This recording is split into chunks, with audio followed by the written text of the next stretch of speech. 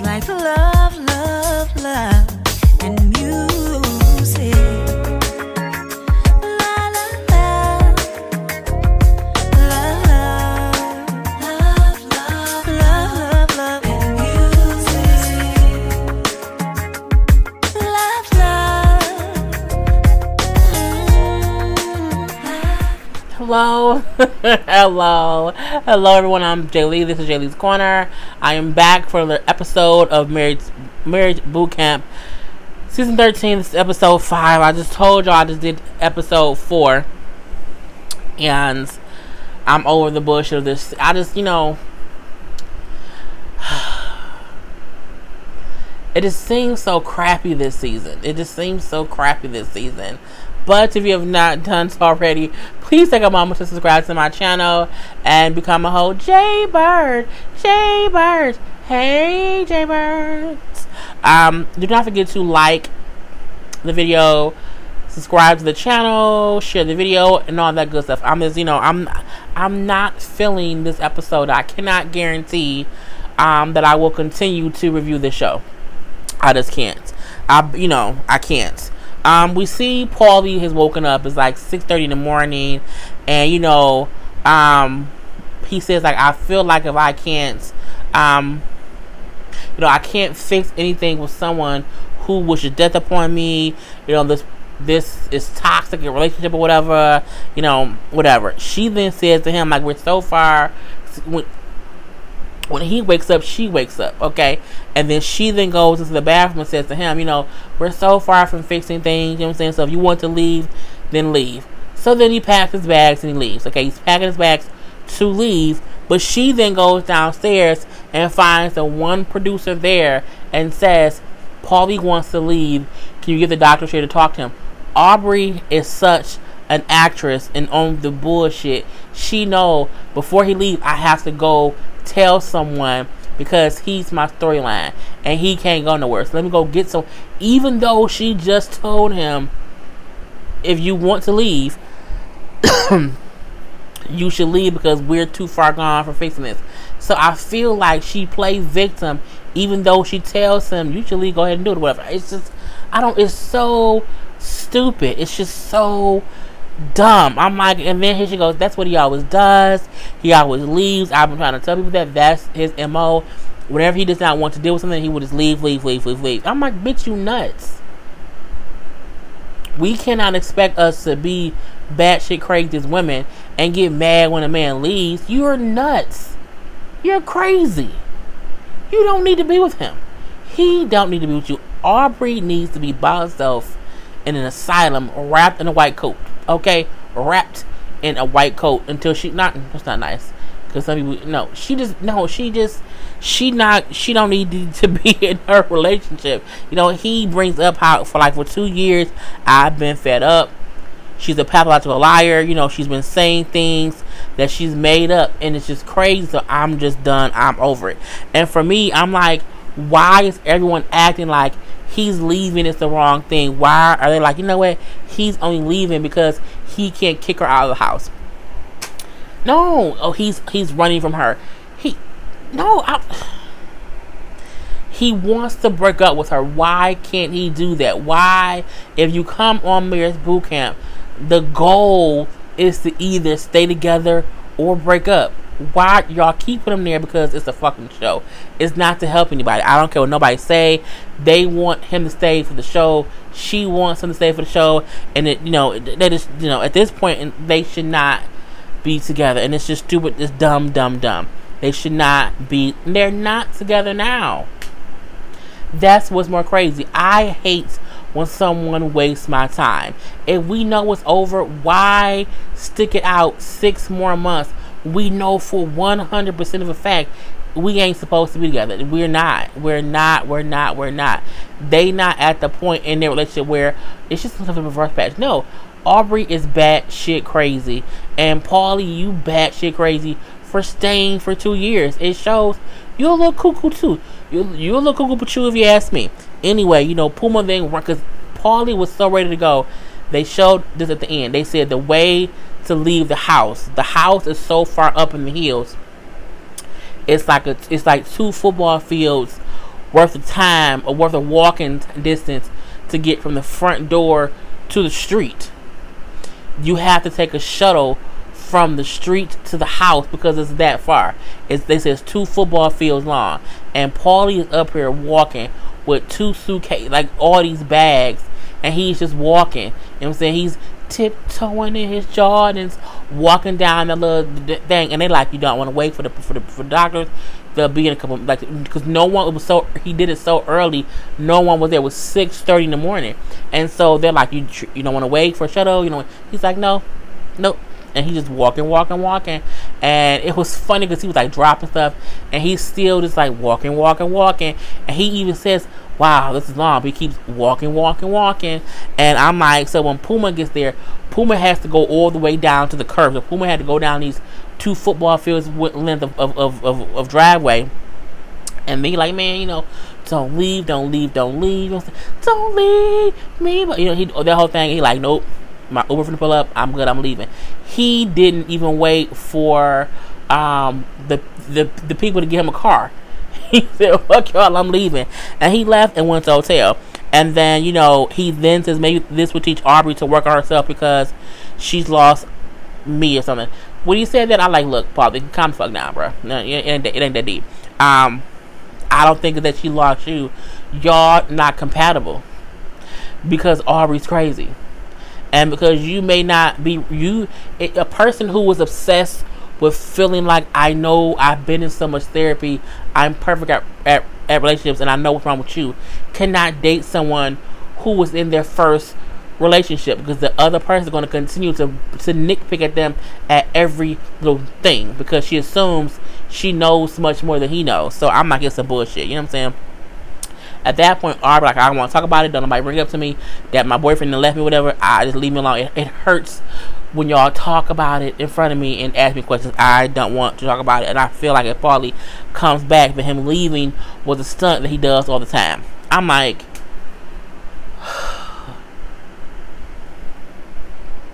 she brings up how, excuse me, she has not talked to him, he's not texted her, like radio silent since he left, and it's because he's done this a million times before. And I feel like, why would you allow someone to consistently leave you? Again, that means are you desperate? I don't love anyone enough to let them continually leave me. If you leave me, bye. Don't keep, I don't care if it's a game.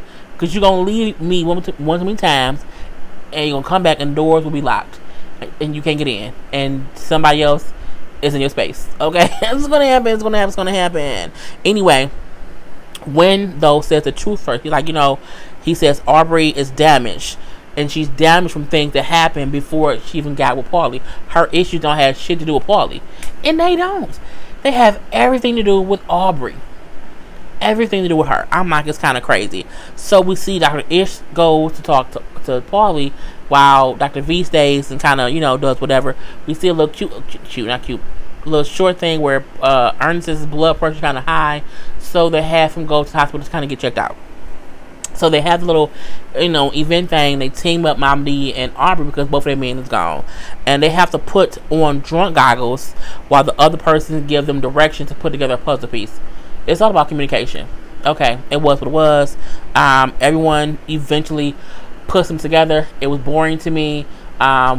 They showed Mama D and Aubrey had to put 2 together because they had to put their own together, and they did their first one in such quick time.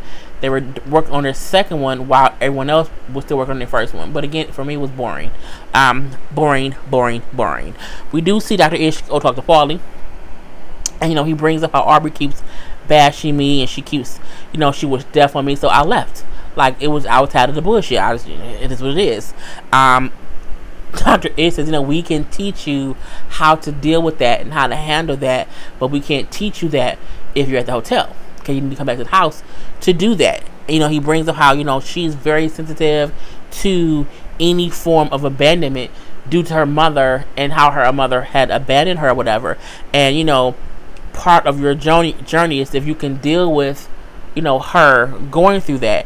And he like, that's the point. I didn't sign up for that. I did not know that was what I was signing up for, and I don't know if I can handle it. I don't know if I want that. And he said, you know what? This will be your decision. If you feel like y'all have anything left to work on, you should come back. If you feel like y'all don't, then don't come back. And I'm looking like,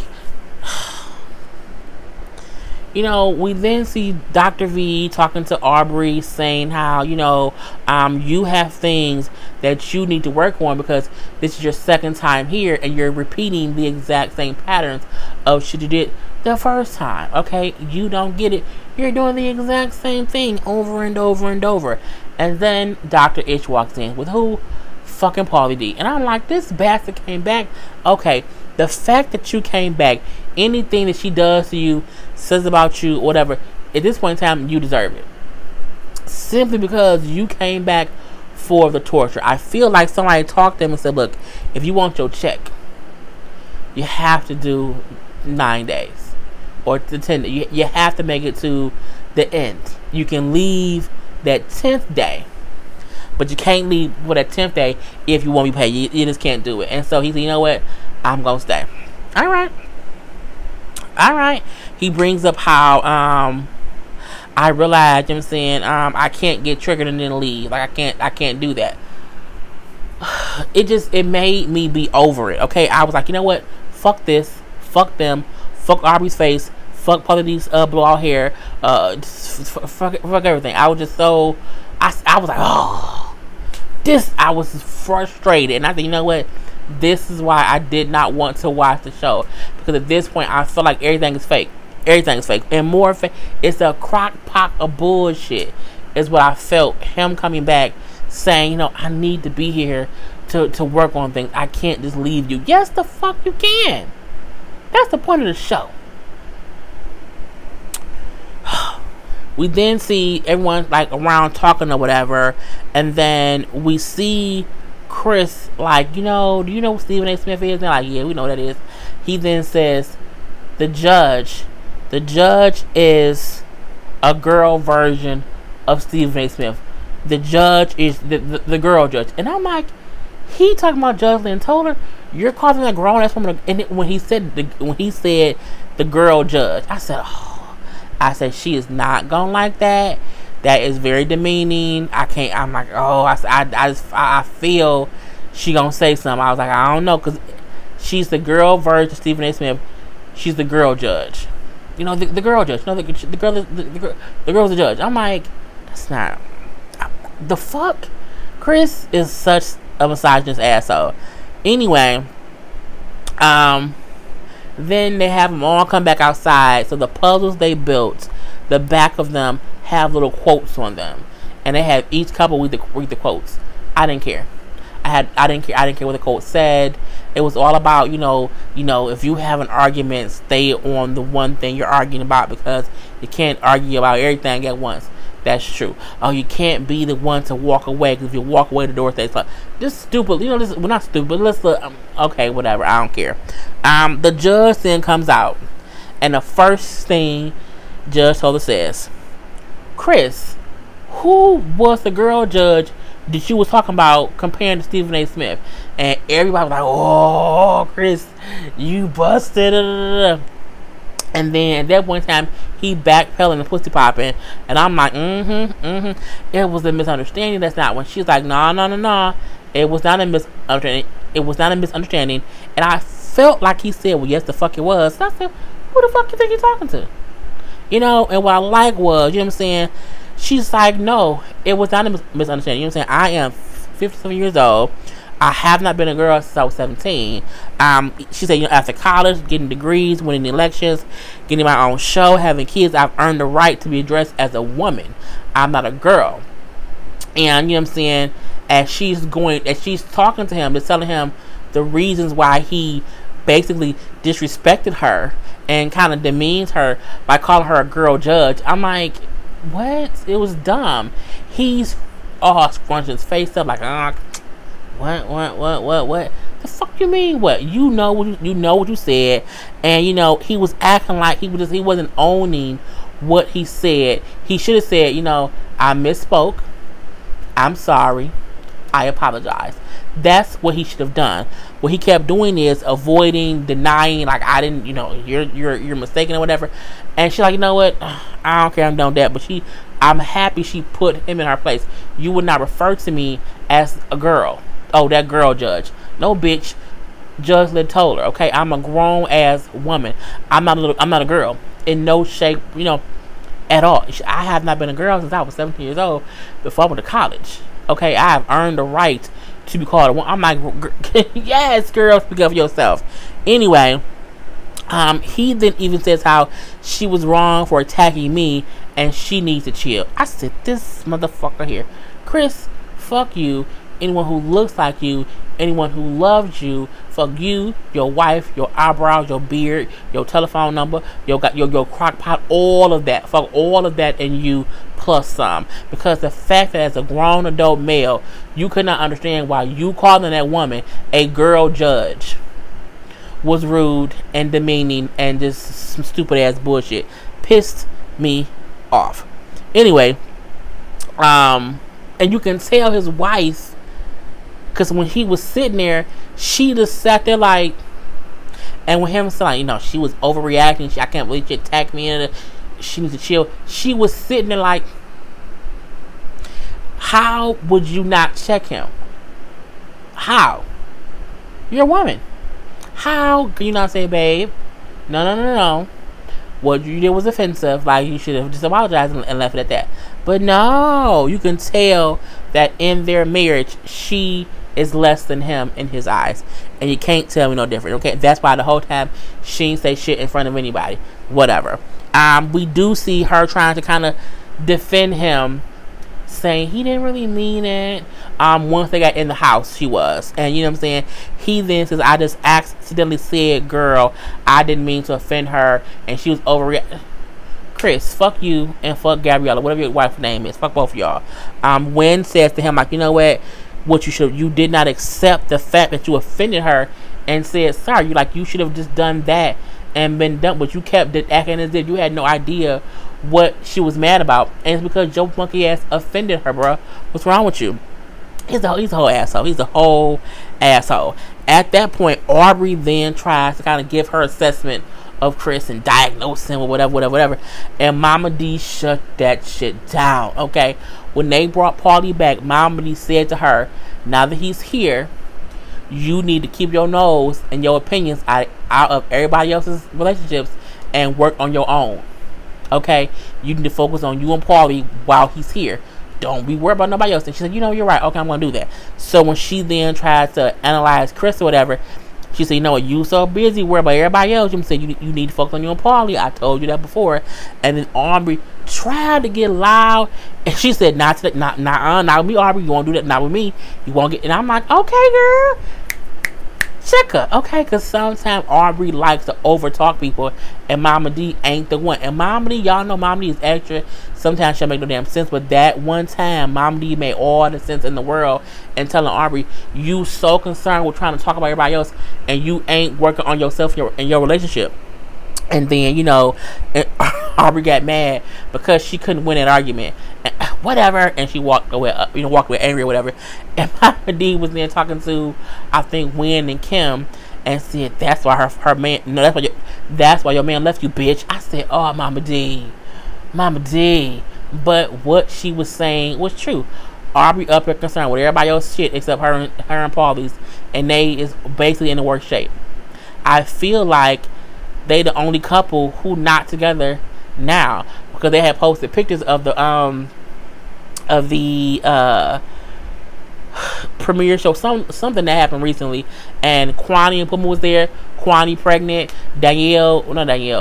Chris and is her name Danielle? Chris, the Bastard people. The Bastard people was there. The wife was pregnant. We seen Kim and Wen both there. I'm assuming they may be together. We know Mama D and Ernest together. But Aubrey ass is single as fuck. And Paulie D is somewhere in Vegas making money, doing shows, and got his own TV show. So girl, bye. Anyway, we then see Chris upstairs in their own house. And, you kind of see how him and his wife probably have real arguments and real conversations. This is not when the cameras are around, because he trying to say how Judge Toler should have been wise enough to realize he wasn't purposely being offensive. That ain't the point. The point is you offended someone, you did not say, I'm sorry. I like how his wife in private said, but babe, you said it. Like, you called her a girl. Like, you said what she was feeling about. You said it. It wasn't as if you did it. It does not matter that you did not do it on purpose. You said something offensive, and you did not apologize. You did not apologize for it. He's an old asshole. I don't like him. Anyway, but you can tell in private they different people. Okay, we then see Paulie, of course, go after Aubrey because she was upset with Mama D.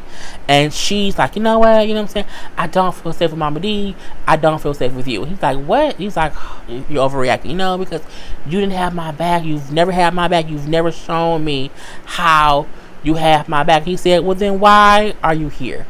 Why are you with me? That's just so crazy. He said, you want to fix everyone, you want to fix everyone else, but you want to give out advice to everyone else, but you won't accept advice from anyone. You won't take in anything. You know what I'm saying? You want to fix me, but you can't fix yourself. I said, well, goddamn it. And that's how the episode went off. And I'm done. Okay. Comment below, people.